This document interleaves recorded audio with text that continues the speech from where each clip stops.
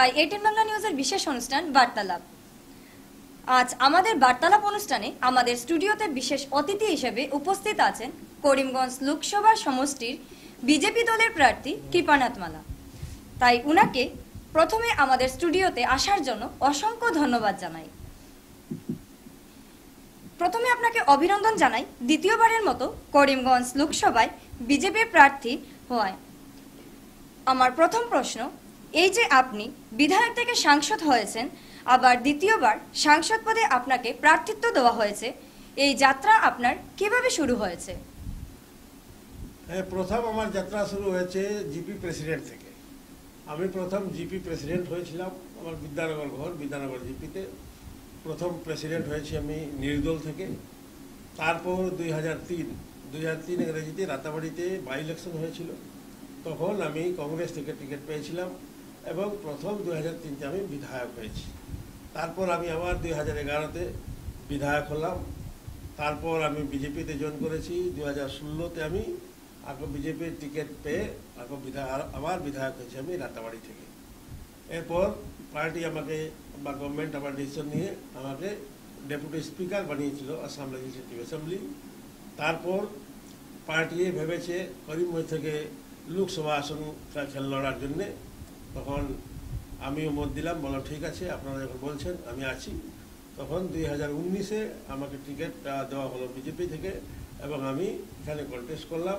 Contest করার পর করিমগঞ্জ এবং হাইলাকান্দি মিলিয়ে আমাদের করিমগঞ্জ লোকসভা, যে করিমগঞ্জ এবং হাইলাকান্দি মানুষের আশীর্বাদে 2019-এ আমি এমপি হয়ে দিল্লিতে গেলাম এবং 5 বছর আমাদের যেভাবে কাজ হয়েছে, আমাদের আসাম গভর্নমেন্ট বলুন, দিল্লির গভর্নমেন্ট বলুন।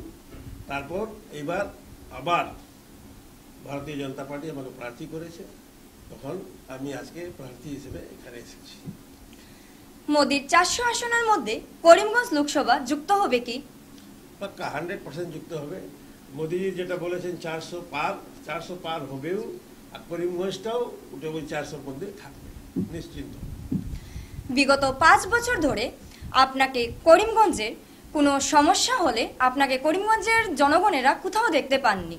হ্যাঁ, এটা আমার অভিযোগ না, এটা করিমগঞ্জের জনগণের অভিযোগ। আগামী 5 বছরও কি আপনি এভাবে বসন্ত কোকিলের মতন আপনাকে কি কোথাও দেখা যাবে না? এটা যারা বলে ওরা 1-2 জন মানুষ বলে। পুরা করোনার মধ্যে আমি করিমগঞ্জে ছিলাম, ফ্লাডের মধ্যে আমি নিজেই ছিলাম 2 দিন 3 দিন ঘর থেকে বের হয়ে বাইরে থাকি আমি। আর করোনার সময় পুরা করোনা পিরিয়ডে আমি একাই ঘুরেছি এখানে। করোনার এই টাইমে মানুষ বের হতো না। আমাদের দলীয় কর্মী এবং আমি নিজে অনেক জায়গাতে খাদ্য প্রচার করেছি, সব জায়গায় করেছি। সেটার ভিডিও রেকর্ডিং আছে, এই সময় ফেসবুকে সোশ্যাল মিডিয়াতে দেওয়া হয়েছিল। বিগত 5 বছর কি কি কাজ করেছেন আপনার সংসদ তহবিল থেকে? সংসদ তহবিল থেকে অনেক কাজ হয়েছে, সেটা তো বলতে পারবো না এখন। অনেক কাজ আছে। খালি 5 বছরে 2টা বছর খালি আমাদের ফান্ড ছিল, করোনায় দেওয়া হয়েছিল। করোনা যারা পীড়িত তাদেরকে হেল্প করার জন্য, ভ্যাকসিন বানানোর জন্য সব এমপি রাজ্যসভা এবং লোকসভার 2 বছরের যে ফান্ড ছিল সেটাই করোনার মধ্যে দেওয়া হয়েছে মানুষকে ঠিক করার জন্য আর বা খাদ্য দেওয়ার জন্য। বাকি 3 বছরে যেটা ফান্ড ছিল সব 100% ইউটিলাইজ হয়ে গেছে। এখন নিয়ে নিচ্ছি ছোট্ট একটি বিজ্ঞাপন বিরতি, সঙ্গে থাকুন। স্বাস্থ্য পরিষেবা ক্ষেত্রে করিমগঞ্জ মা তারা হেলথ কেয়ার বিশেষভাবে সুনাম রয়েছে। দক্ষ চিকিৎসকদের নিয়ে এনে রোগীদের চিকিৎসা সেবায় রত প্রতিষ্ঠান কর্তৃপক্ষ। চিকিৎসা সেবায় যারা থাকেন তাদের মধ্যে ডক্টর জি.কে. চক্রবর্তী, ফিজিশিয়ান ও chest specialist, doctor Ajay Deshmukh, medicine specialist ও cardiologist, doctor Anshuman Bhattacharya, MD skin specialist, cosmetic dermato surgeon doctor Tapas Pal, medicine specialist, doctor Sumit Deb, neuro surgeon, doctor A Z Ahmed Barbhuiya, medicine ও diabetologist, doctor Najam Tapadar, oral ও dental surgeon, doctor Dipankar Das, medicine ও cardiologist, doctor Suman Baidya, শিশু বিশেষজ্ঞ, doctor Mostakim Ahmed Majumdar, nephrology ও kidney specialist, doctor উজ্জ্বল Gogoi, diabetes ও thyroid বিশেষজ্ঞ, doctor Ajay Deshmukh, হৃদরোগ বিশেষজ্ঞ, doctor Ahmed Saifuddin, অস্থিরোগ বিশেষজ্ঞ। চিকিৎসকরা এখানে রয়েছেন। এছাড়া সব ধরনের ঔষধ পাওয়ার ব্যবস্থাও রয়েছে। রক্ত, কফ, মলমূত্র, কম্পিউটার পদ্ধতির সাহায্যে পরীক্ষা সহ sonography, echocardiography, ECG, digital x-ray, colour Doppler ইত্যাদি অত্যাধুনিকভাবে পরীক্ষা করা হয়।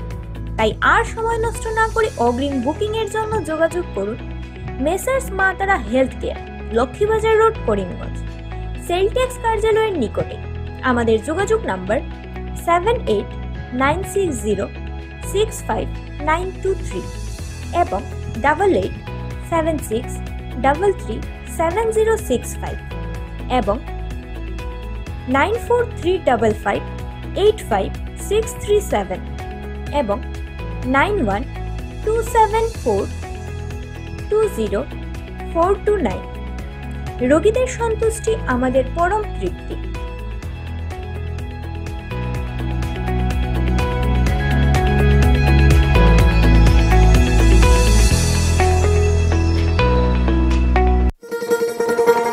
শোনো শোনো ভোজন রসিক, শোনো মন দিয়া,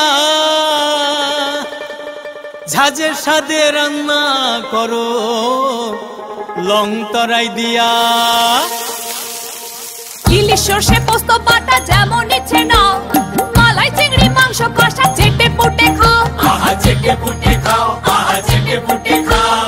লং তরাই কাচ্চি ঘানির সর্ষে তেলে টেস্ট, যে খাবে সেই বলবে লং তরাই বেশ। লং তরাই সর্ষের তেল, ঝাঁঝে স্বাদে তোমাকে চাই। আহা লং তরাই বেশ, আহা লং তরাই বেশ।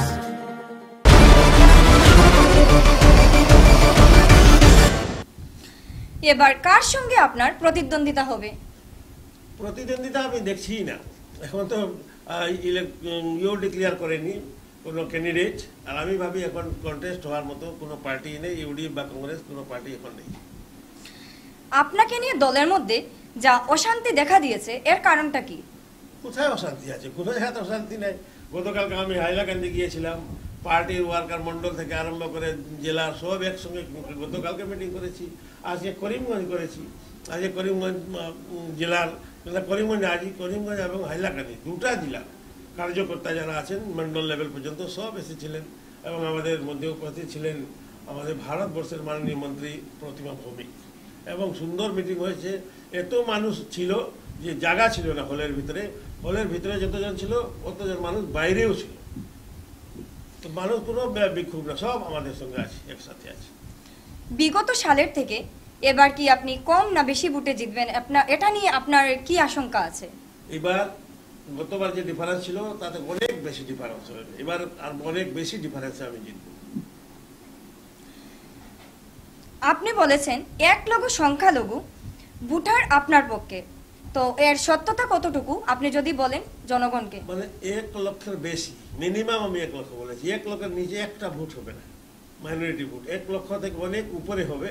কারণ মাইনরিটি এরিয়াতে আমি গেছি এবং যাই আমি, এবং যেভাবে রেসপন্স আমি পাচ্ছি, কারণ আমি অনেক দিন থেকে পলিটিক্স করে আসছি, রেসপন্স দেখলে বোঝা যায়। আমার ফোন করে ওরা, এবং ওরা ডাকছে আমাকে যে আসুন আমাদের গ্রামে, এটা পজিটিভ একটা সিগন্যাল। এর জন্য আমি আশাবাদী যে 1 লাখের উপরে আমি মাইনরিটি ভোট পাবো। করিমগঞ্জ যখন বন্যাতে ভুগছে তখন আপনি করিমগঞ্জের বাইরে ছিলেন, তো আপনার কি কোনো দায়িত্ব ছিল না এই করিমগঞ্জবাসীর উপর? আপনি কি কোনো সাহায্যের হাত বাড়িয়ে দিয়েছিলেন এই যখন বন্যা হয়েছিল তখন করিমগঞ্জবাসীকে নিয়ে? বন্যা যখন হয়েছিল আমি বাইরে ছিলাম না, তো কে বলছে আমি বাইরে ছিলাম? একদিন বন্যা যেদিন হয়েছিল ওই দিন আমি দিল্লি ছিলাম, এর পরের দিনে আমি চলে আসছি। কারণ শিলচর এয়ারপোর্টে আমি আসার কথা ছিল, দেখলাম এখানে ফ্লাডে, আমি ডিসিকে ফোন করলাম, ওনারা বললেন যে না ফ্লাড পুরা হয়ে গেছে শিলচর, এদিকে আসতে পারবেন না। তখন আমি গুয়াহাটি এসে, গুয়াহাটিতে আগরতলা গিয়েছি, আগরতলা থেকে বাই রোড আমি এসেছি, তো দ্বিতীয় দিন আমি এসে গেছি করিমগঞ্জ, এবং ওই দিন এসেই আমি পুরো ফ্লাডেই ছিলাম, 10-15 দিন যতদিন ছিলাম। এরই মধ্যে শোনা যাচ্ছে যে কমলাক্ষ কংগ্রেস ছেড়ে বিজেপি দলের প্রার্থী হয়েছেন, বিজেপিতে যোগ দিয়েছেন, তো এ নিয়ে যদি আপনি কিছু বলেন। কমলাক্ষ অ্যাকচুয়ালি, কমলাক্ষ বা আরও এমএলএ আছেন সবাই বিজেপিতে আসছেন। এটার কারণ হচ্ছে বিজেপি গভর্নমেন্ট যেভাবে ডেভেলপমেন্টের কাজ করছে, আজকে স্টেট গভর্নমেন্ট বলুন, ডক্টর হিমন্ত বিশ্ব শর্মা যেভাবে কাজ করে যাচ্ছেন, আমাদের নরেন্দ্র মোদী বলুন যেভাবে কাজ করে যাচ্ছেন ডেভেলপমেন্টের, ইন্ডিভিজুয়াল সব কিছুই, এটা ওটা দেখে কংগ্রেসের বিধায়ক বিজেপিতে জয়েন করছেন, কংগ্রেসের কার্যকর্তা যারা আছেন ওরাও বিজেপিতে জয়েন করছেন। এখন তো আরম্ভ হয়েছে, এখন থেকে আমার কমলা খাওয়াজকেই বলেছে, ওর সঙ্গে অনেক কার্যকর্তা কংগ্রেসের আছেন, ওনারা ইচ্ছা প্রকাশ করেছেন জয়েন করবেন। তো ওনারা এই কয়েকদিনের মধ্যে আমি জয়েনের ব্যবস্থা করছি। কংগ্রেসের মানুষ সব বিজেপিতে জয়েন করবেন। আপনি যদি এবার ভোটে জিতেন তাহলে আপনি মানুষের জন্য কি কি করবেন? মানুষের জন্য দেখেন, পার্সোনাল কিছু করার নেই। গভর্নমেন্ট যেটা করছে পার্সোনাল কোনো জিনিস থাকেই না। এমপি হিসেবে আমরা পার্লামেন্টে থাকি এবং ইন্ডিভিজুয়াল ফান্ড যেটা আছে ওটা দিয়ে আমরা ডেভেলপমেন্ট করি। বাকি তো গভর্নমেন্ট থেকে করা হয়। যেমন দেখেন কদিন আগে আমরা দেখেছেন রাতাবাড়িতে রামকৃষ্ণনগর মেডিকেল কলেজ হয়েছে, একটা বড় প্রতিষ্ঠান, রাস্তা ঘাট ব্রিজ সব কিছু হচ্ছে, থ্রু গভর্নমেন্টই হয়। এটা ইন্ডিভিজুয়াল কিছু না যে আমি করে দেবো। আমি কি করবো, মেডিকেল কলেজ কীভাবে আনবো? মেডিকেল কলেজ গভর্নমেন্টভাবে আমি প্রপোজাল দেবো, সেটাই দায়িত্ব আমাদের। যে করিমগঞ্জে যেগুলো বড় বড় কাজ আছে, এগ্রিকালচার ইউনিভার্সিটি আগামীতে হবে এই পাতারকান্দিতে, এগুলোই কাজ আমাদের। এবং ফান্ড আমাদের দিল্লি থেকে আসে, স্টেট গভর্নমেন্ট এটা ইউটিলাইজ করে। এইরকম বড় বড় কাজ আমাদের এই অঞ্চলে হবে। আপনি যখন প্রথম রাজনীতিতে পা দিয়েছিলেন তখন আপনার রাজনীতির প্রথম গুরু কে ছিলেন? রাজনীতিতে পা দিয়েছি তখন আমার প্রয়াত দীনেশ প্রসাদ গলা, উনি আমার গুরু ছিলেন। উনি আমাকে বিধায়ক বানানোর প্রথম স্টার্ট করেছিল, ওখান থেকে আমি উঠেছি। এতক্ষণ বার্তালাপ অনুষ্ঠানের মাধ্যমে সাংসদ কৃপানার মালার কাছ থেকে অনেক কিছু জানতে পারলাম। তো ধন্যবাদ জানাই উনাকে যে উনি এক সময় বের করে আমাদের এই বার্তালাপ অনুষ্ঠানে আসার জন্য। ওনাকে অসংখ্য ধন্যবাদ। বার্তালাপ অনুষ্ঠান আজ এই পর্যন্তই। নমস্কার। নমস্কার।